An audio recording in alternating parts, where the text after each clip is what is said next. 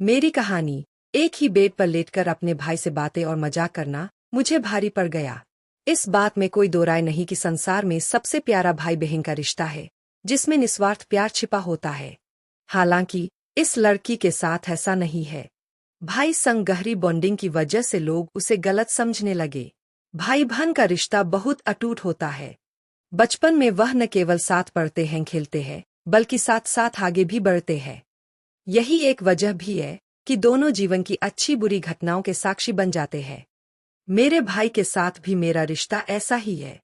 वह भले ही मुझसे 2 साल छोटा है, लेकिन इसके बाद भी हम दोनों बहुत अच्छे दोस्त हैं। आप उसे मेरा बेस्ट फ्रेंड कह सकते हैं। वह मेरी सुरक्षा करता है, तो मैं उसे सही सलाह देने का काम करती हूँ। आप कह सकते हैं कि हमारे बीच मनमुटाव जैसी कोई भी चीज नहीं है। हम दोनों ही एक दूसरे के साथ हर बात शेयर करना पसंद करते हैं। लेकिन एक घटना के बाद हम दोनों का रिश्ता बुरी तरह से खराब होने लगा। कुछ लोगों की गलत सोच ने हमारे बीच दूरियां पैदा करनी शुरू कर दी। दरअसल एक दिन हम अपनी नानी के घर गए थे, जहां किसी खास मौके की वजह से परिवार के सभी रिश्तेदार इकट्ठा हुए थे। मेरे पति बिजनेस के सिलसिले से बाहर गए हुए थे। यह सभी रिश्तेदारों के बीच उत्साह का मौका था। सभी खुलकर इस पल का आनंद ले रहे थे। मैं और मेरा भाई भी एक दूसरे को देखकर मस्ती मजाक करने लगे। हम कुछ ऐसे गेम खेल रहे थे जो हम अक्सर साथ में खेला करते हैं। हालांकि मैंने बहुत बार ऐसा भी महसूस किया है कि लोग हमारी बॉन्डिंग को देख जलते हैं।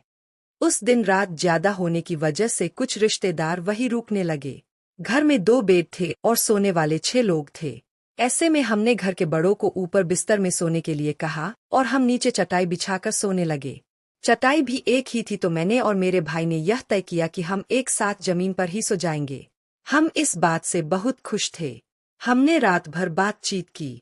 एक दूसरे को हम अपनी अपनी जिंदगी के बारे में सब कुछ बताने लगे।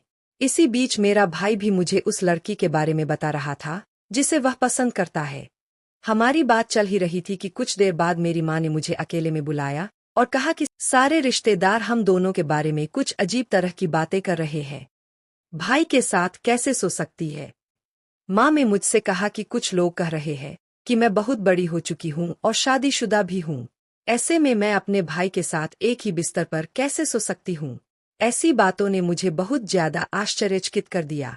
थोड़ी देर बाद मैंने देखा कि मेरी सास दूसरे कमरे में जाकर कुछ कर रही है। वह मेरे पति से बात कर रही थी और उन्होंने मेरे पति को यह सारी बात बताई। वो कह रही थी कि कैसे मैं अपने भाई के साथ इस तरह से एक बिस्तर शेयर कर सकती हूँ, जबकि अब मैं शादीशुदा हूँ।